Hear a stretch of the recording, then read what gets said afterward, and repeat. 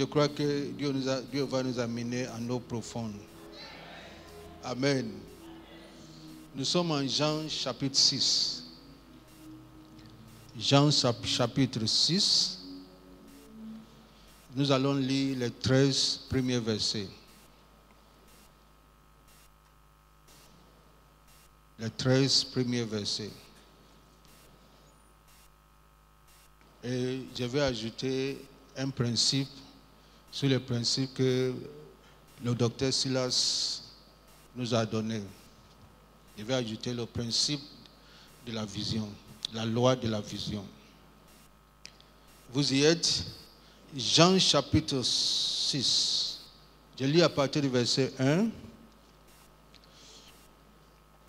Après cela, Jésus s'en alla de l'autre côté de la mer de Galilée, de Tibériade. Une grande foule le suivait. Une grande foule le suivait. Une grande foule te suivra. Une grande foule le suivait parce qu'elle voyait les miracles qu'il opérait sur les malades. Jésus monta sur la montagne et là, il s'assit avec ses disciples. Or, la Pâque était proche, la fête des Juifs. Ayant levé les yeux et voyant qu'une grande foule venait à lui, Jésus dit à Philippe, lisons la suite. On y va ensemble. Où achèterons-nous des pains pour que ces gens aient à manger? Il faut bien voir. Jésus n'a pas dit comment achèterons-nous de pain. Il dit où. La réponse devrait être au Cap Nord, à Abidjan Mall, n'est-ce pas? Claire. Où achèterons-nous des pains pour que ces gens aient à manger?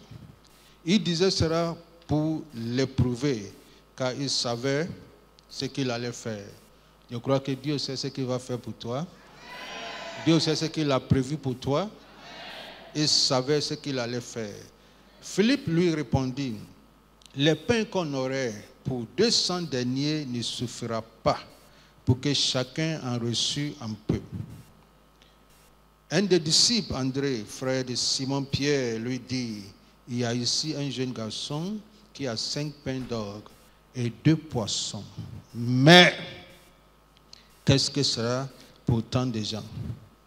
Jésus dit, faites-les asseoir. Il y avait dans ce lieu beaucoup d'herbes. Il s'assit donc au nombre d'environ 5000 hommes. Jésus prit les pains, rendit grâce et les distribua à ceux qui étaient assis. Il leur donna de même des poissons, autant qu'il en voulut.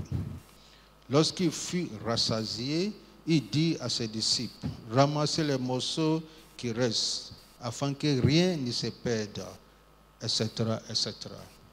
Seigneur, nous te remercions. Nous sommes autour de ta parole et c'est toi qui nous inspires. Inspire-nous et inspire ton peuple. Amène-nous en eau profonde dans le nom puissant de Jésus. Dis-moi Amen. Amen. Alors ce message n'est pas pour tout le monde, c'est pour ceux qui ont vision. Qui a une vision ici?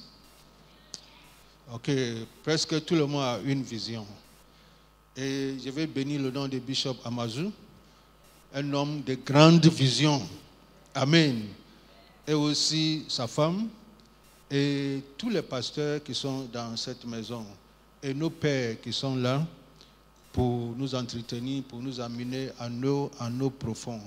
Aidez-moi à bénir leur nom, à bénir leur. Merci.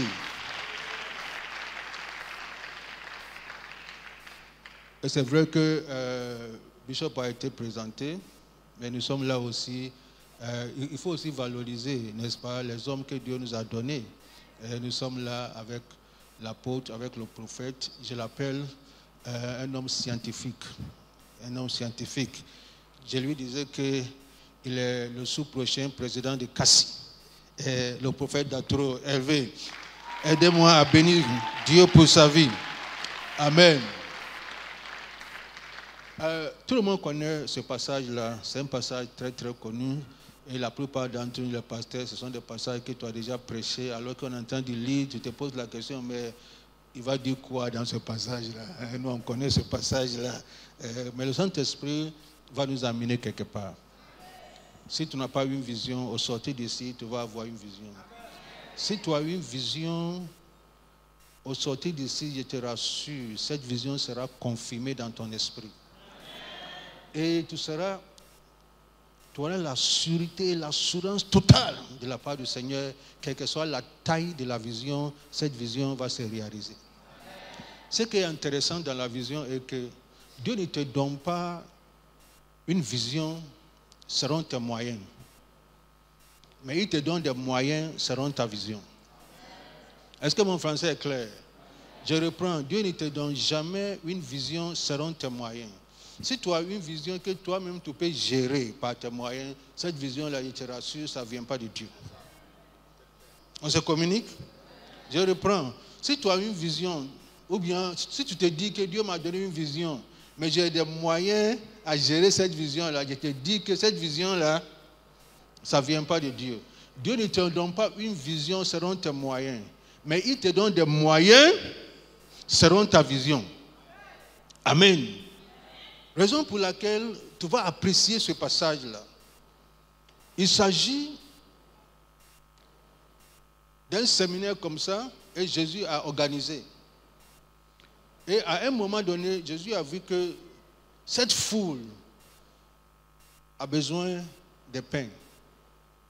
Et Jésus pose la question à un de ses disciples, Philippe, où achèterons-nous? Et avant de comprendre l'attitude de Philippe, il faut noter ceci. Chaque vision sera soumise au test de la balance qui permet de juger du niveau de foi du porteur de la vision.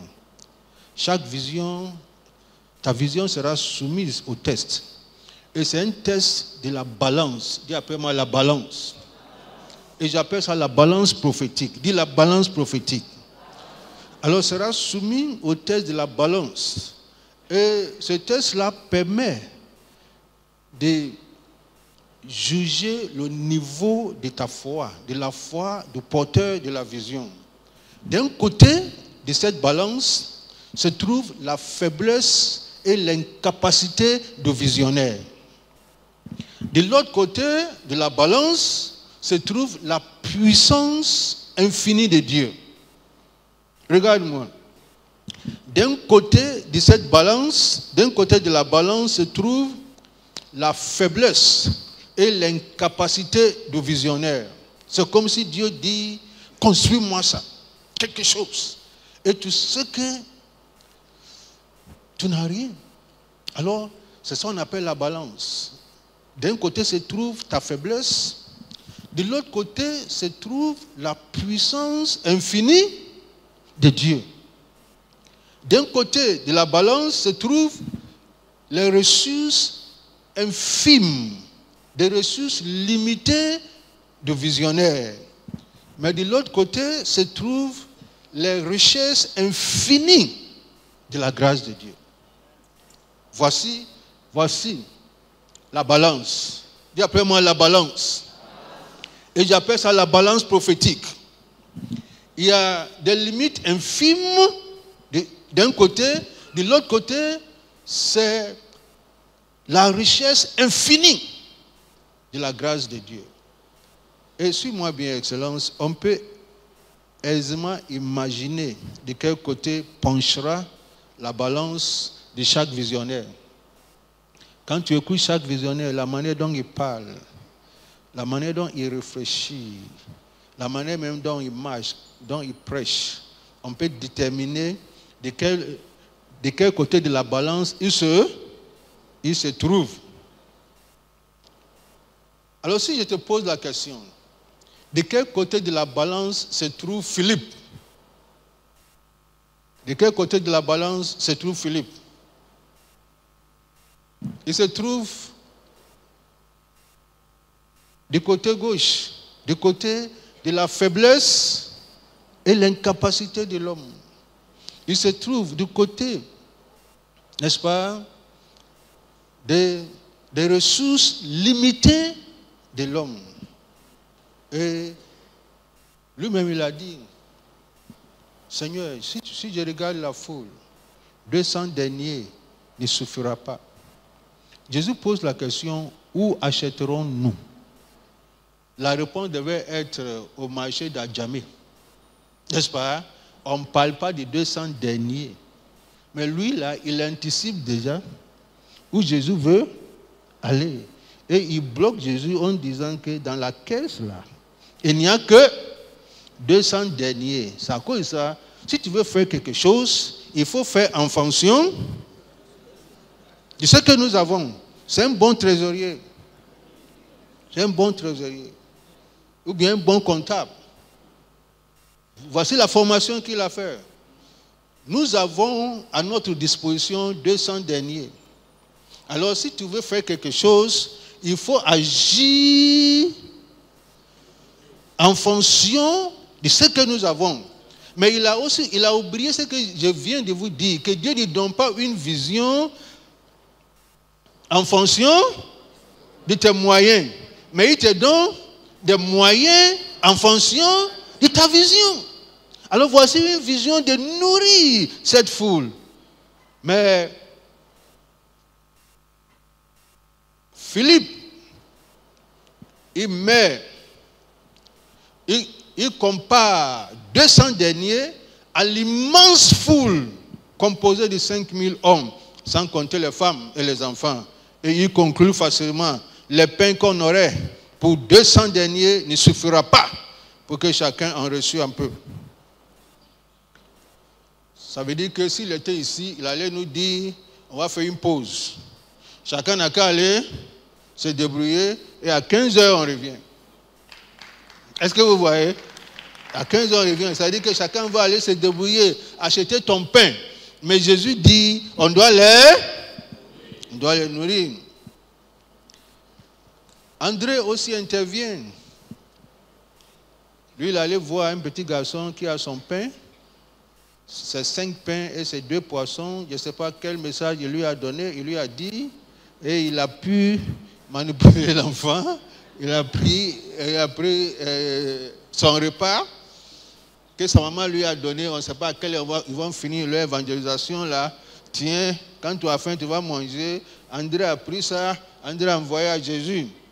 Et voici ce que André dit. André aussi met les 5 pains et les 2 poissons là dans la balance.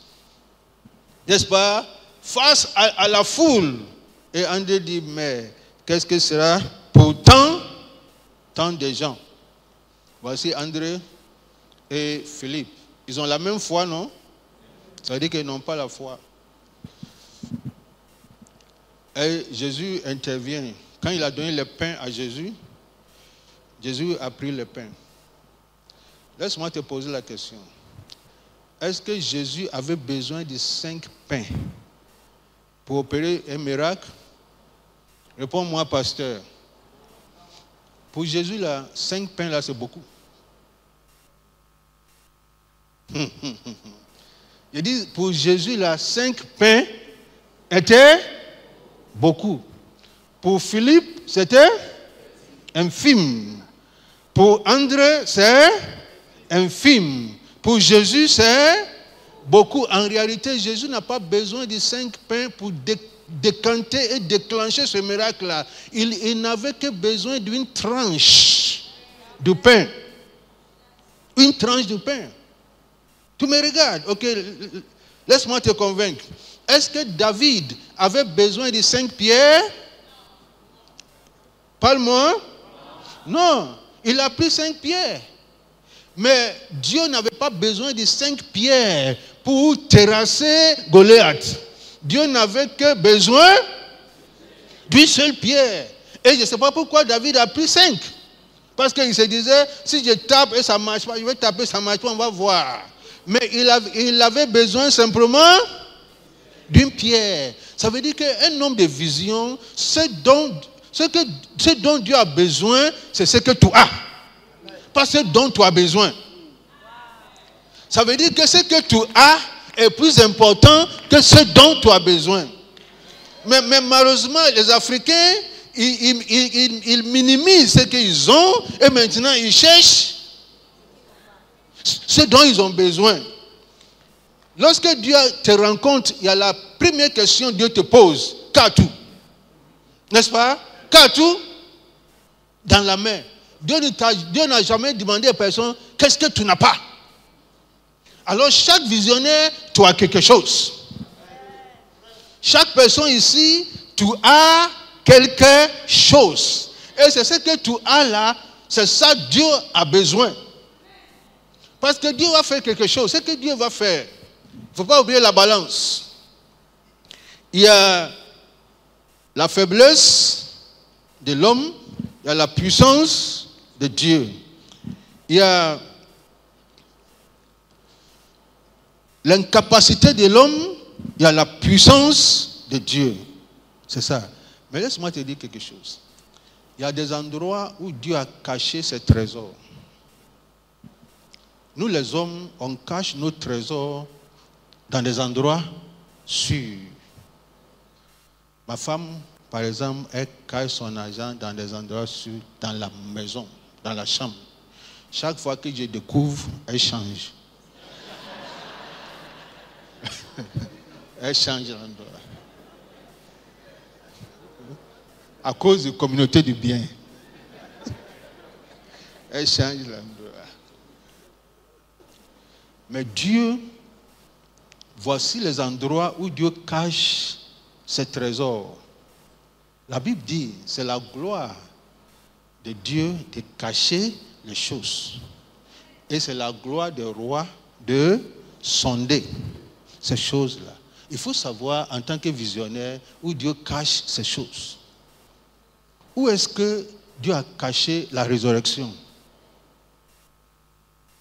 Il a caché ça dans la mort.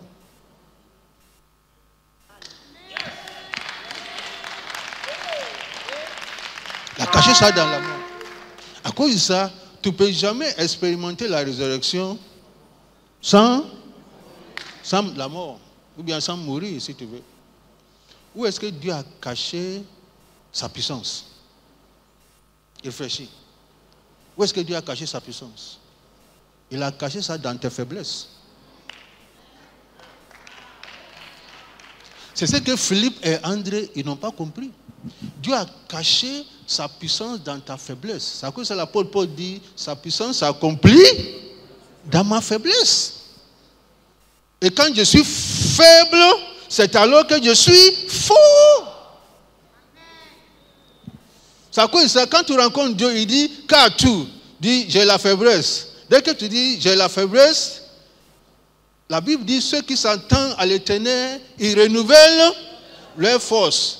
Le mot original veut dire, il change, il remplace sa force avec ta faiblesse. Il troque ta faiblesse contre sa force. C'est que ça, tu ne peux pas dire, je n'ai rien. C'est que toi, là, donne-lui.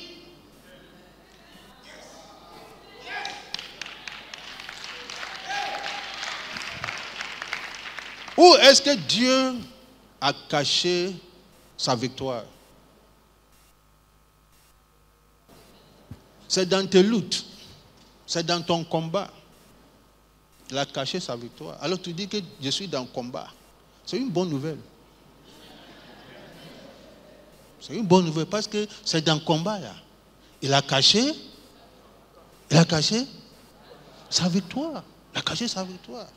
Alors toi, tu cherches victoire sans combat. Comment tu peux avoir victoire sans combat? Sans combat. Où Dieu a-t-il caché sa gloire? Aide-moi. Il a caché sa gloire dans ta souffrance. Alors quand tu dis Seigneur, manifeste ta gloire, tu ne sais même pas quelle prière tu es en train de faire. Quand tu dis Seigneur, manifeste ta gloire, il va te donner une souffrance, Et à travers la souffrance, il va manifester sa gloire.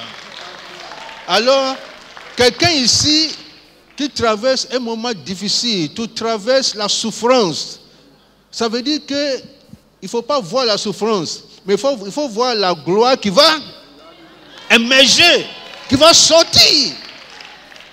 C'est ce que Dieu fait. Je suis en train de vous dire ça pour vous amener quelque part. Pour vous amener dans ce passage-là, pour que tu comprennes bien. On peut aller. Dieu a caché sa sagesse où? Dieu a caché sa sagesse où? Dans les problèmes complexes. Quand Salomon a dit, Seigneur, donne-moi la sagesse là, le lendemain, vous savez ce que Dieu lui a donné? Dieu lui a envoyé 2 femmes qui réclamaient un enfant. Toi, tu veux sagesse, Dieu dit, tiens. Mais toi aussi, tu penses que sagesse, ça doit venir du ciel, et ça balance comme feuille, et ça rentre dans ta tête. Non! Dieu dit, tiens. Tu veux sagesse? Non, tiens. Il y a un monsieur qui m'a dit, sa prière, Seigneur, donne-moi patience. Je n'arrive pas à me contrôler, donne-moi patience. Il a prié, le pasteur, ils ont prié pour lui. Il va à la maison. Le repas n'est pas prêt et la femme est devant la télévision en train de regarder film brésilien. J'ai oublié le film là à l'époque. Il voulait réagir. Dieu dit, mais tu cherches patience, non? Tu cherches patience, non? Tu viens de me dire de te donner patience. Mais comment tu vas voir que tu as patience? Voici patience là. Maintenant, ça c'est à toi. Où est-ce que Dieu a caché sa plénitude? Ça c'est à toi. J'ai dit tout ça là pour revenir dans ce message, pour que tu comprennes. Où est-ce que Dieu a caché sa plénitude? Celui qui va te donner, il va te donner une offrande. Où est-ce que Dieu a caché sa plénitude? Exactement. Dieu a caché sa plénitude dans le néant. Dis après moi néant. Dans les choses viles de ce monde. Dans les choses que nous méprisons. Et l'apôtre Paul même dit dans les choses qui n'existent pas. C'est là-bas que Dieu a caché sa plénitude. Alors lorsque Jésus a pris le pain, ce qui intéresse Jésus, il ne faut pas oublier la balance. On revient sur la balance. Ce qui intéresse Jésus, c'est que Jésus prend le pain. Quand Jésus a pris le pain là, Jésus a levé, la Bible dit, il pria. N'est-ce pas? Ce que Jésus est en train de faire, que la plénitude de Dieu, que Dieu infuse sa plénitude dans ce pain. Dans ce pain. Ce n'est pas ce que tu n'as pas qui est important. C'est ce que tu as. Car tout. Car tout. Laisse-moi ouvrir une parenthèse et la ferme. Élie était quelque part et Dieu lui a dit, Élie le prophète, il a fait un décret, il ne va pas prévoir, sinon à ma parole. Dieu l'a envoyé quelque part, les corbeaux venaient pour lui donner à manger 2 fois par jour. Et il y avait l'eau et il buvait le torrent. Et il buvait d'eau du torrent. Et la Bible nous dit, à un moment donné, le torrent tarit. N'est-ce pas? Et le corbeau aussi ne venait plus. Imagine-toi, si c'était nous, quelle prière on va faire? Libérer l'onction, le retour du corbeau, etc., etc. Seigneur, je décrète le retour de mon corbeau, ou bien de mes corbeaux. Il y a certains, mais ils vont confesser leur péché. Quel péché j'ai fait? Et les corbeaux sont arrêtés, ne venaient plus. Mais chaque fois que les corbeaux finissent leur ministère, ça veut dire que Dieu va t'amener à une autre dimension. À une autre dimension. À une autre dimension. Ce n'est pas toi qui as demandé le corbeau. C'est Dieu qui les a envoyés. Et quand Dieu les envoie ailleurs, c'est pour t'amener aussi à une autre dimension. Alors Dieu dit à Élie, va à Sarepta. J'y ai ordonné une veuve pour te nourrir. Élie va poser la question, une veuve qui va me nourrir, est-ce que veuves là, elles ont l'argent? Ok, peut-être aussi, il y a des veuves qui sont extrêmement riches, on ne sait jamais. Élie va à Sarepta, elle voit une veuve par habillement. Aujourd'hui, les prophètes là, par habillement, on peut te donner une prophétie. Si tu es bien habillé, tu vas beaucoup voyager. Alors si ton habillement aussi c'est bizarre, c'est autre chose. Alors Élie a demandé, quand Élie l'a vu là, Élie ne peut pas demander à manger, lui a demandé de l'eau.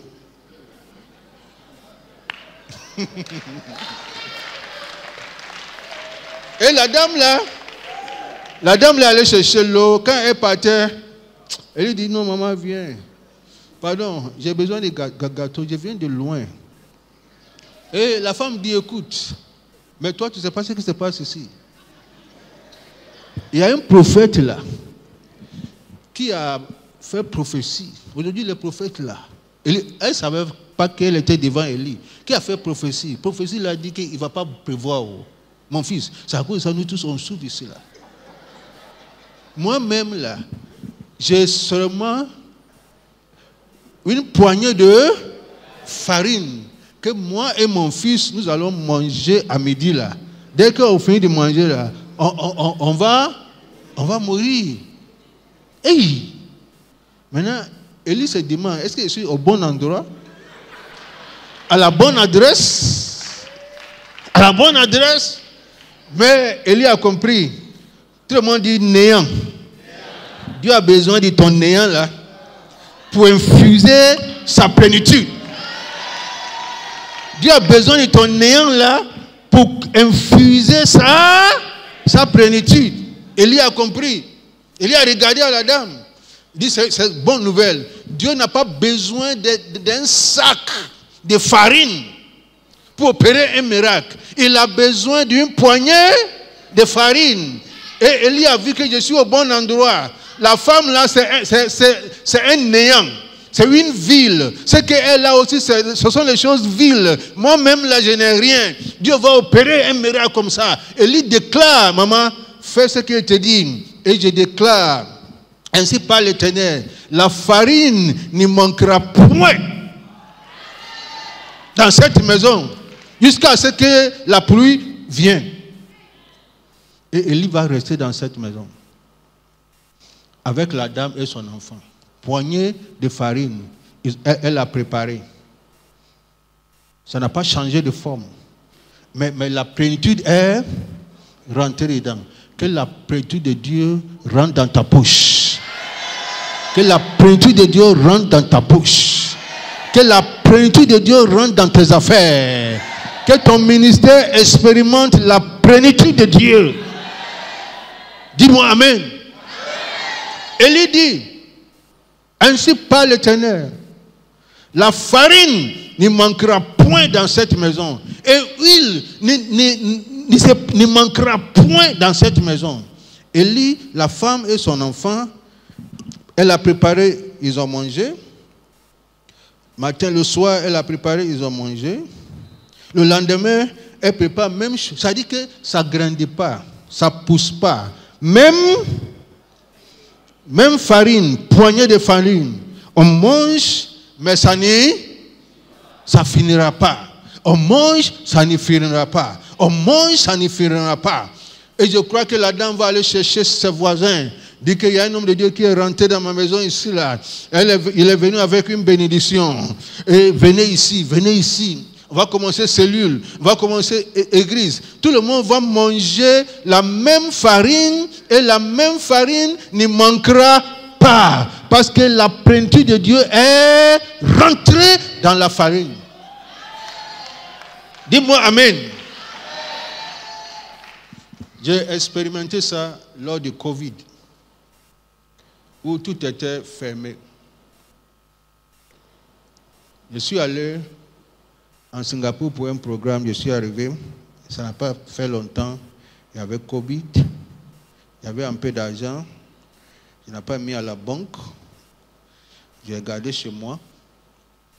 Et l'argent là, je vous parle devant Dieu, j'ai donné témoignage même à l'église. L'argent là, le montant là, je prends, j'investis, j'utilise et ça remonte. Ça remonte. Je n'ai pas fait attention, mais ça après Dieu a attiré mon attention. Je prends, j'utilise et ça remonte. Parfois ça dépasse. Je prends, et quand Dieu a attiré mon attention, j'ai pris beaucoup pour essayer de voir. J'ai pris beaucoup. Et on a acheté quelque chose pour l'église. Et quand j'ai pris là, depuis ce matin, il y a un frère d'une autre église même, d'une église sœur. Je conduisais et il m'a vu. Et il m'a arrêté. Il m'a dépassé. Et il m'a arrêté. Il m'a dit, parce que je te cherchais. Tu es venu prêcher tel message dans notre église. Et voici ce que tu as dit. J'ai appliqué et ça a marché. Et j'ai eu une offrande pour toi. J'ai gardé l'offrande là. Mon pasteur m'a donné ton numéro, mais j'appelle, ça ne passe pas. Ce matin même, j'ai appelé. Voici. J'ai dit, ah, ça c'est mon numéro. Mais il ne sait pas pourquoi ça n'a pas passé. Et il dit, attendez. Et il m'a envoyé l'offrande là. C'est 2 fois ce que j'avais sémé là. Et maintenant j'ai prié, j'ai dit au Seigneur, il faut que Covid là se prolonge un peu. Parce que c'est vrai que c'est pas bon. C'est vrai que c'est pas bon. Mais je suis en train d'expérimenter le corbeau d'Élie. Écoutez, il est le même hier, aujourd'hui et éternellement. Alors quand tu es homme de vision, il ne faut pas minimiser ce que tu as. Parce que Dieu va infuser sa plénitude. Dis après moi plénitude. Sa plénitude dans ce que tu as là. Quand Dieu infuse ça, je te rassure, ce que tu as là, c'est plus nombreux que ce que tu penses, ce que tu n'as pas.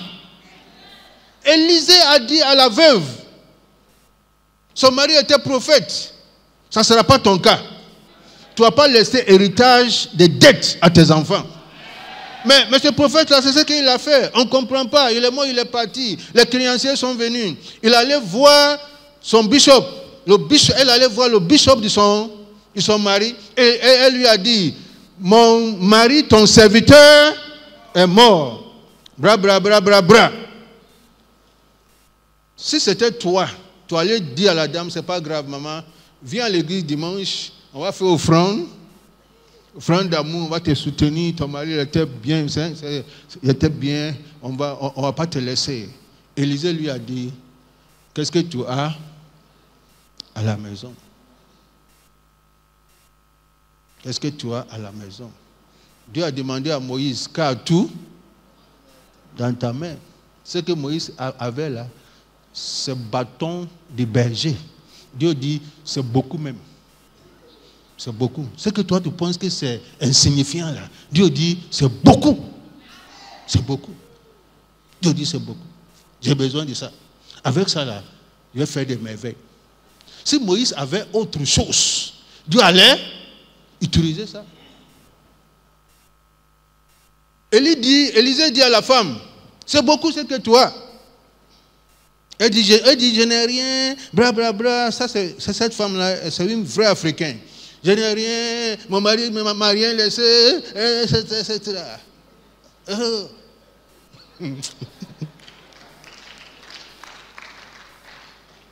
Et Élisée dit, l'a regardé, car tout. Elle dit, bon, il y a une bouteille d'huile qui est à la maison. Je ne sais pas si cette bouteille d'huile-là, c'est une bouteille d'huile, c'est l'huile que son mari utilisait pour prier pour les gens, on ne sait pas. Ou bien c'est huile normale aussi, on ne sait pas. Vous êtes pasteur, c'est à vous-même de décider. Mais elle lui dit, va. Élisée dit, c'est bon, ce que tu as là, c'est beaucoup même, c'est beaucoup. La femme dit, non, c'est pas beaucoup. Élisée dit, c'est beaucoup. C'est beaucoup. On n'a pas besoin de grandes choses. Parce qu'on a quelque chose qu'on va infuser dans ce que tu as là. C'est ça qui nous intéresse. Que Dieu infuse sa plénitude dans ton manque. Et Élisée lui dit, va chercher des vases. Et Élisée va préciser, n'emprunte pas un petit nombre. Et elle allait chercher, elle a envoyé, elle lui a dit, ferme la porte. Ce que tu vas faire là, il faut fermer la porte. Parce que les femmes de quartier, si elles te voient, elles vont poser beaucoup de questions. Ferme ta porte, toi et tes enfants. Et Élisée lui a dit, verse huile. Élisée n'a pas dit remplir des vases. Il y a une grande différence entre remplir des vases et verser huile. Il y a une grande différence. Ce n'est pas moi qui dois vous apprendre le français. Mais il y a une grande différence. Si Élisée lui avait dit de remplir des vases, elle pouvait poser la question. Comment petite bouteille d'huile peut remplir des vases? Mais Élisée lui dit verse. Verse là. Il faut simplement verser. Il faut simplement verser. Tout le monde dit verser. Dis encore verser. C'est très simple. Élisée n'a pas dit remplir des vases. Élisée dit verser. Elle verse. Qui remplit les vases? Qui remplit les vases? C'est ça. Ton travail, c'est verser. Verser.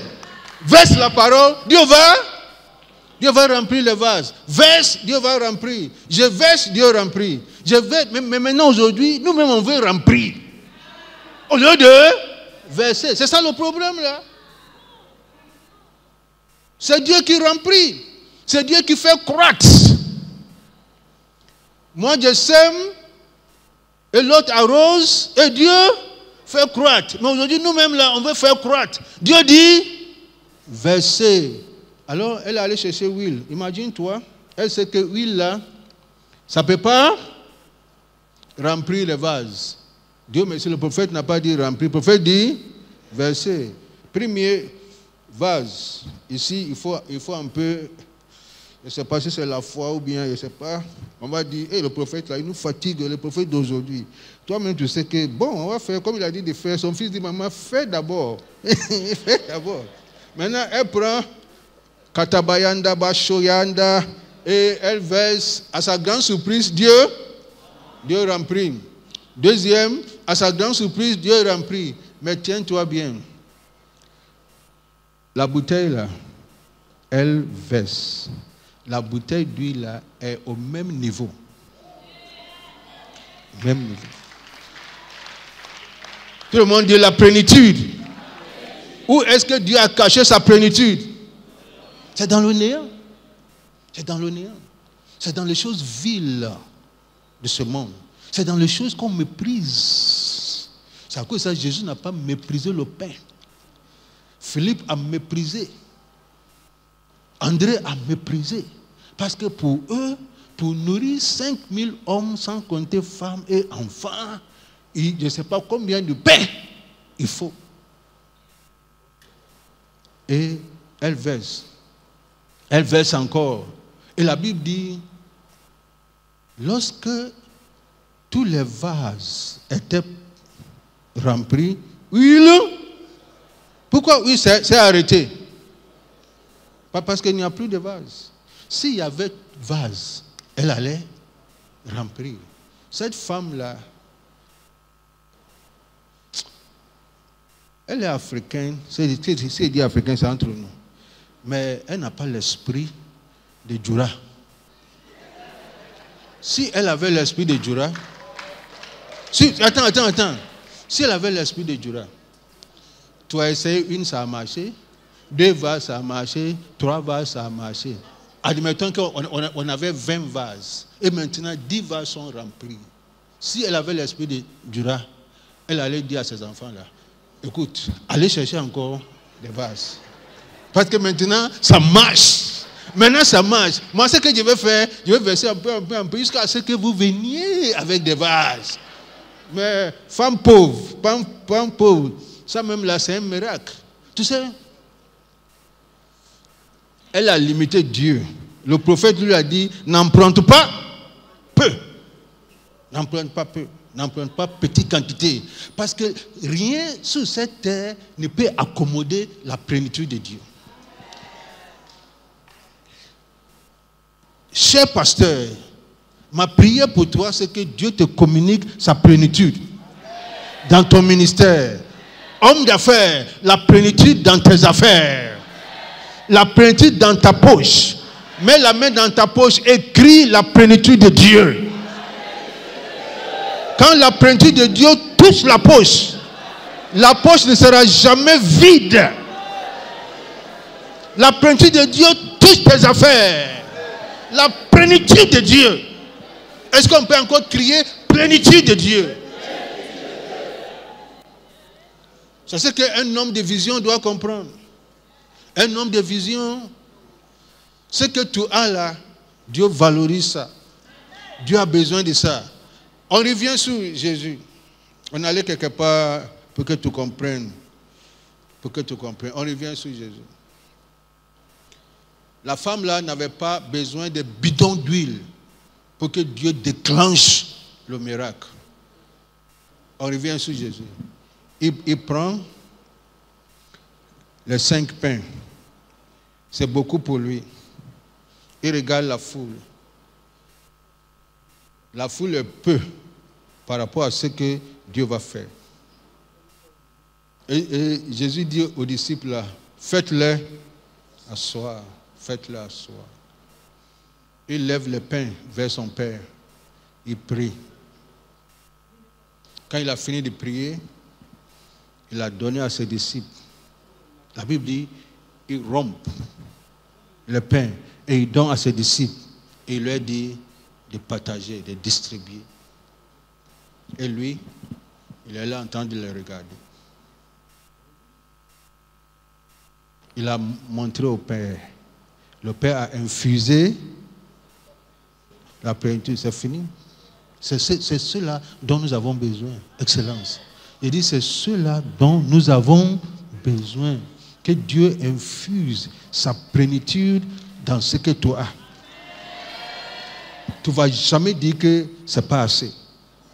Jésus n'a pas répété les propos de Philippe, ni d'André. Parce qu'il savait ce qu'il allait faire. Il dit partager. Et lui, il est là, il est en train de le regarder. Il a donné un petit morceau à chacun. Chacun commence à partager. Ce qu'on te donne là, maman, ce qu'il t'a donné là, ce qui est dans ma main là, c'est la même chose. Mais il t'a donné un peu, mais ce qui est dans ma main là, c'est la même chose. Est-ce que mon français est clair? Maintenant, tu es en train de manger là. Tu manges ça là. Petit que tu manges là. Ça finit pas. Quand tu manges, tu es fatigué, tu jettes. Yakataya, Maye Katora. Je viens chez apôtre et je donne apôtre. Apôtre prend. Ce qui est dans ma main là, c'est la même chose. Maintenant, apôtre reçoit. Apôtre commence à manger. Il mange là, ça ne diminue pas. Ça finit pas. Il mange. Il dit, mais quel pain! On a caché ça où? Et on avait faim. Reçois la plénitude de Dieu. Reçois la plénitude de Dieu. Apôtre mange.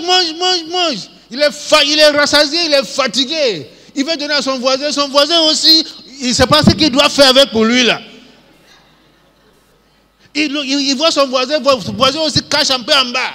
Maintenant, on ne sait pas quoi faire. Dis la plénitude de Dieu. Jésus n'a pas multiplié pain parce qu'il était Dieu. Non. Même miracle là, Élisée a fait, même miracle. Élisée aussi a multiplié le pain. Élisée, lis bien la Bible. 2 Rois 4. Élisée, à partir du verset 20, Élisée a multiplié le pain. Élie multiplie farine. N'est-ce pas? Élisée multiplie huile. Ils ne sont pas Dieu. Il est le même hier, aujourd'hui et éternellement. Ceux qui ont limité la puissance de Dieu, c'est nous les pasteurs. Les fidèles même ont foi plus que nous. On est trop familier avec la parole de Dieu et on a limité Dieu à la capacité humaine. C'est à cause de ça, si l'homme ne peut pas faire, Dieu aussi ne peut pas faire. Voici notre problème. Avant, là, dans mon église, quand je vais faire appel, il y a des gens dans l'église, quel que soit le montant, tu vas dire, ils vont venir. Alors quand je vais faire appel, je prie pour que ces gens-là soient là. Est-ce que c'est la foi? Ce n'est pas la foi. Je conçus ces gens-là. Jusqu'à ce que j'ai perdu toute l'église là. Maintenant, ce n'est pas les gens. Toute l'église là, j'ai perdu ça. Et Dieu va me dire, c'est maintenant que je vais t'apprendre foi. Tu penses que tu as foi. Foi verbale, ce n'est pas foi. Pas foi. Foi verbale, ce n'est pas foi. Et c'est maintenant que Dieu va m'apprendre la foi. Un jour, ma deuxième fille, elle voulait aller. Elle était dans une école. Et dans l'école, là, dans une école anglophone, dans l'école, là, tout le monde envoie ses enfants après l'école ailleurs pour étudier. Et moi, ma première fille, je l'ai envoyée chez Meysan-Otabil, l'université de Meysan-Otabil. Elle a fait sa licence là-bas. Et après, elle allait faire son master en Hollande. Sa petite sœur, aussi, je l'ai envoyée à Accra dans une autre école. Elle voulait aller aux États-Unis. Et j'essaie de la convaincre. Tu vois, non? Il faut aller ici, tu vas faire. J'ai impliqué même Meysan. Meysan m'a dit, il faut venir à Centra. Elle dit qu'elle ne veut pas où sa grande sœur a été. Elle veut aller quelque part. Et je l'ai mis là-bas. Maintenant, elle veut aller aux États-Unis.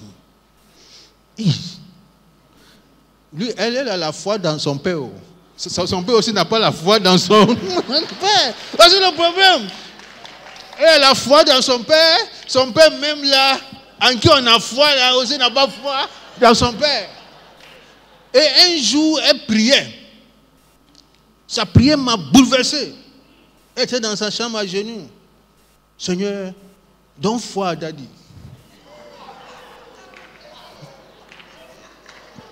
Attends, donne foi à Daddy.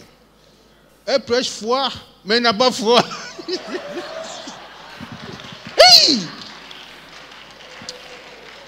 Elle ne m'a pas vu. Je l'ai surpris prier. Et j'ai dit, il n'y a pas de problème. Daddy a foi. Mais quand tu as plusieurs enfants, il faut faire calcul, tout ça. Et je lui ai dit, ça fait. Ça fait. Là où tu veux partir, il faut partir. Suis-moi bien. Et elle allait à Oral Roberts University. Elle est à Oral Roberts University. Elle a fait son master's MBA. Et quelque chose s'est passé récemment. On faisait le programme à l'église. Et avec Bishop Bangoré, la société a fait appel. Saint-Esprit dit, lève-toi. Moi, je suis en train de prier pour que Dieu touche le cœur des fidèles. Saint-Esprit dit, lève-toi. Et Saint-Esprit m'a mis un montant dans mon esprit. Alors que le montant que j'avais préparé là, ça n'a rien à voir avec le montant que Saint-Esprit me met dans mon esprit là. Il dit, mais Saint-Esprit, toi-même tu sais que je n'ai pas l'argent. Alors que j'ai l'argent quelque part. J'ai un compte quelque part où j'ai bloqué. J'ai bloqué. $100, j'ai bloqué. C'est beaucoup. Je veux construire une maison pour ma femme. Et Saint-Esprit dit, casse en deux. Tu dis, hey, quand tu suis l'esprit là, c'est pas tout qui est. Casse en deux. Et je n'ai pas discuté, je n'ai pas dit à ma femme, je n'ai dit à personne. Le pasteur dit qu'il va donner tel montant. Il a commencé avec 10 millions. Et moi, je suis levé. Il pensait que c'était 10 millions. Il dit, ce n'est pas 10 millions. 10 millions, c'est pour... Et je lui ai dit le montant. Il dit, quoi? Il dit, oui. Toi, cet argent-là, ça c'est vis-à-vis. Il dit, bishop, c'est pas avec toi, c'est ce que j'ai dit, je vais donner. Ça l'a bouleversé. Le même mois, là, voici ce qui va se passer. Ma fille qui est aux États-Unis m'appelle, Daddy, il faut prier. À l'école là-bas, ils ont un programme de travail. En français, on dit l'alternance. Ça veut dire que tu travailles, tu vas à l'école. Elle fait 10 heures par semaine. Et sa patron lui a dit, il y a une opportunité. Cette opportunité-là, si ça t'intéresse, je te donne. Et elle dit, ça m'intéresse.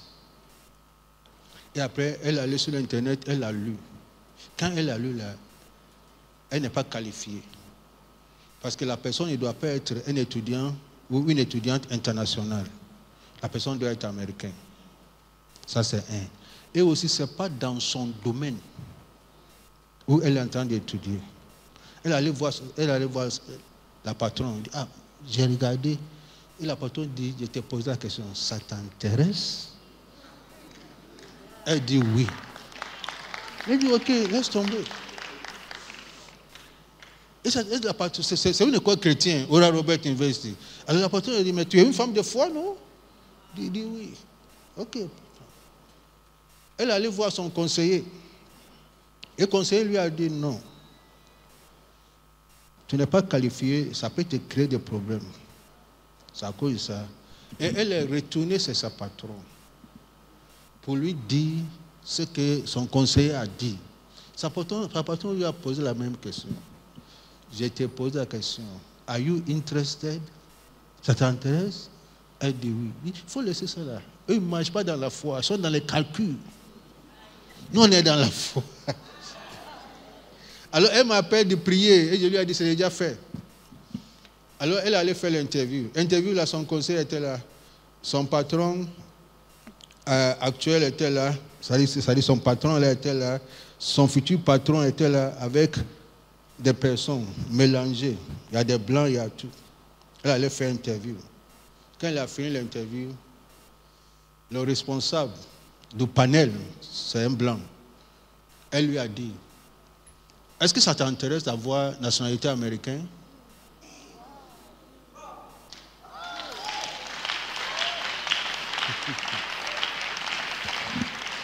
À l'heure où je parle là, on lui a donné le travail. Il a donné le travail. Attends. L'argent que j'ai envoyé là, chaque mois, tout son truc là, scolarité, nourriture, hébergement, tout ça, ça dépasse 3 millions. L'école a enlevé la partie scolarité là, dedans. Ça a diminué. Et en plus, chaque mois, on lui donne 3, non, ça ne dit pas 3 000 $, pas 3 millions, 3 000 $. 3 000 $, c'est vers 2 millions. Et l'école a enlevé la partie scolarité là, ça a rabaissé. Est-ce que mon français est clair? En plus de ça, là, maintenant, elle travaille en plein temps. Elle travaille en plein temps. Elle est fonctionnaire là-bas. Tant qu'étudiant. Chaque mois, l'école lui donne, en dehors de ce qu'ils ont enlevé là, 3 000 $ qu'ils ont enlevé là, l'école lui donne encore 3 000 $. Chaque mois.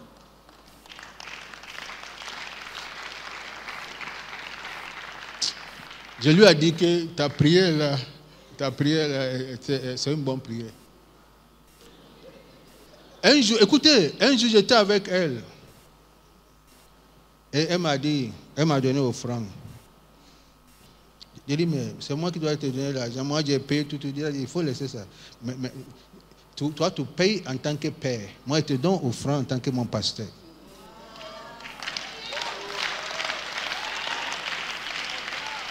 Et elle a dit, L'offrande que je te donne là, c'est la dîme de mon salaire un jour. Que j'ai prié, dit Seigneur, je vais donner cette offrande-là pour que ça soit la dîme de mon offrande un jour. Et je vous dis devant Dieu, je ne vais pas vous mentir. Mon portable est là, après je vais montrer quelque chose à maman. Le mois passé, elle m'a envoyé sa prémisse. Sa prémisse là était exactement la dîme du montant qu'il m'avait donné là.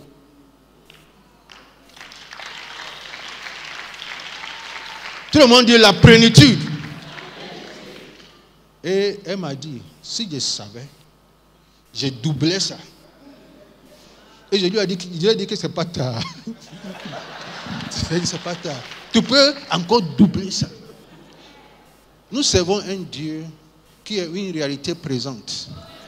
Dieu n'est pas un Dieu de passé, il n'est pas un Dieu de futur. Il dit je suis. N'est-ce pas?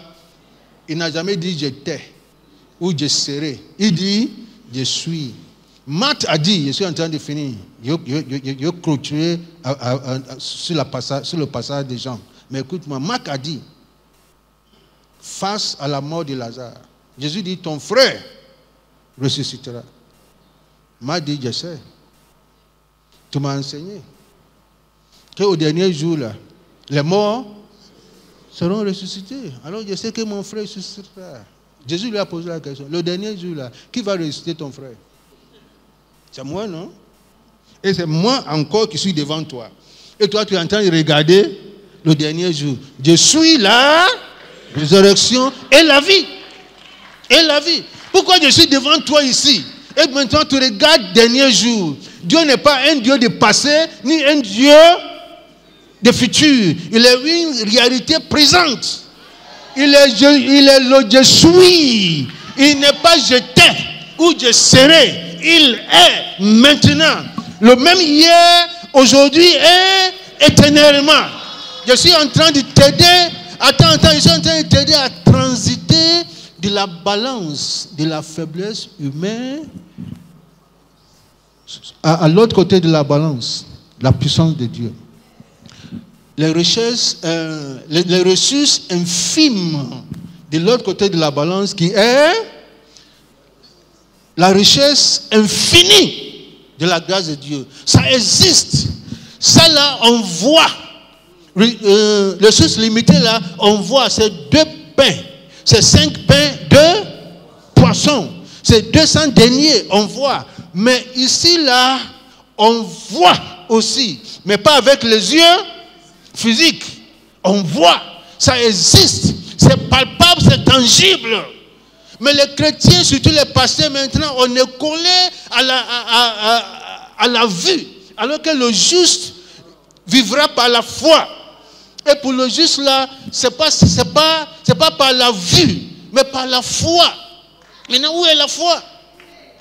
Où est la foi? Il a une vision, il compte les membres.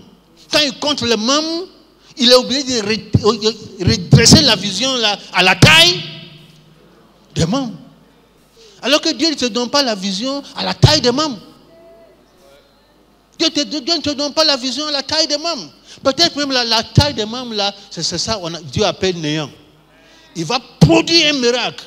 Et les mêmes anciens là viennent te parler, disent, pasteur, tu sais, comme on n'est pas nombreux, on n'a qu'à revoir la vision, on n'a qu'à faire ça. Et c'est très très logique. Et le pasteur sait que c'est très très logique.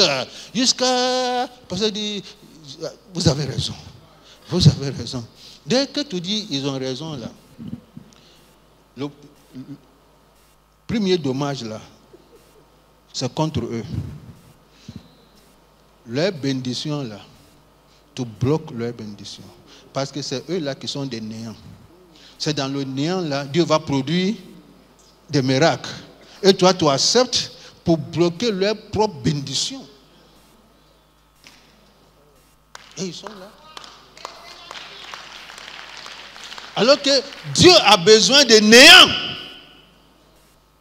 C'est dans l'embryon là, il y a un doute. N'est-ce pas? Où se cache l'enfant? C'est dans l'embryon. Chaque solution se trouve dans le problème. le remède des virus est où? C'est dans le virus. C'est dans le virus. L'antidote là est dans le virus. La solution se trouve où? C'est dans le problème. J'ai fini. La Bible dit, Jésus savait ce qu'il allait faire. Ça veut dire que c'est lui qui a la solution. Dis après moi la solution. Lequel vient d'abord, le problème ou la solution? On va finir avec ça. Lequel vient d'abord, la solution, le problème ou la solution? Dans le monde, selon nous, c'est le problème qui vient d'abord. Parce que en mathématiques, on dit, voici le problème, et on cherche solution. En Dieu, c'est la solution qui vient d'abord avant le problème. En Dieu.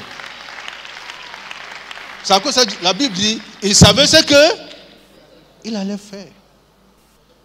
Lorsque Jonas a été jeté dans la mer, la Bible dit, il prit Jonas et le jetait dans la mer. Ça, c'est passé simple. C'est ce que vous-même vous m'avez appris. C'est passé simple. Il prit Jonas et le jetait dans la mer. Dieu avait préparé un gros poisson. Avait préparé, c'est le plus que parfait. Toi, tu m'as appris que le plus que parfait, là, c'est un temps dans le passé qui vient avant le passé simple. Alors, lequel s'est passé d'abord? Jeter Jonas ou Dieu préparait?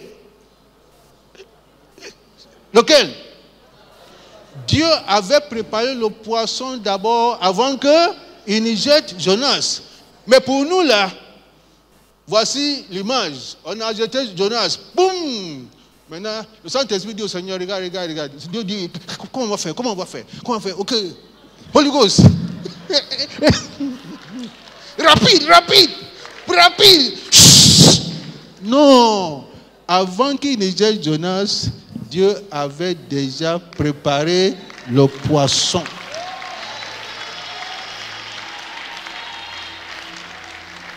Dieu sait ce qu'il va faire dans ta vie, Excellence. Il a envoyé Abraham d'aller sacrifier son fils. Avant d'aller chez Abraham pour aller sacrifier son fils là, il est allé sur la montagne pour attacher un bélier. Il savait ce qu'il va faire. Excellence, Dieu sait ce qu'il va faire dans ton ministère, dans tes affaires, dans ton foyer. Il sait ce qu'il va faire. Alors, il a besoin de quoi? Il a besoin de néant pour infuser sa plénitude. Prions.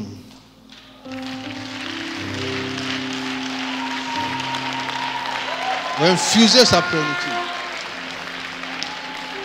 Il a besoin de néant. Lèvons les mains vers le Seigneur. On peut même demander pardon au Seigneur. Seigneur, on prêche foi, mais on ne pratique pas foi. Dis au Seigneur de nous pardonner. On prêche foi, on ne pratique pas foi. On dit aux gens de faire ce que nous-mêmes nous ne faisons pas. On est trop familier avec Dieu et ses paroles ne nous disent plus rien. Lèvons les mains, je vais libérer la grâce de Dieu sur toi. Labo Shata, Kianda Mahata. Seigneur, je libère l'esprit de la plénitude dans le ministère de tes enfants. L'esprit de la plénitude dans le ministère de tes enfants. Dans les affaires de tes enfants. Infuse la plénitude dans le néant. Déclenche un miracle dans leur vie, dans leur ministère. Et on viendra ici l'année prochaine et on donnera des témoignages des bienfaits et des hauts faits de l'Éternel. Reçois la plénitude de Dieu. Dis-moi Amen. Reçois la plénitude de Dieu. Reçois la plénitude de Dieu. Reçois la plénitude de Dieu. Au nom puissant de Jésus. Amen. Alléluia. Wow. Asseyez-vous.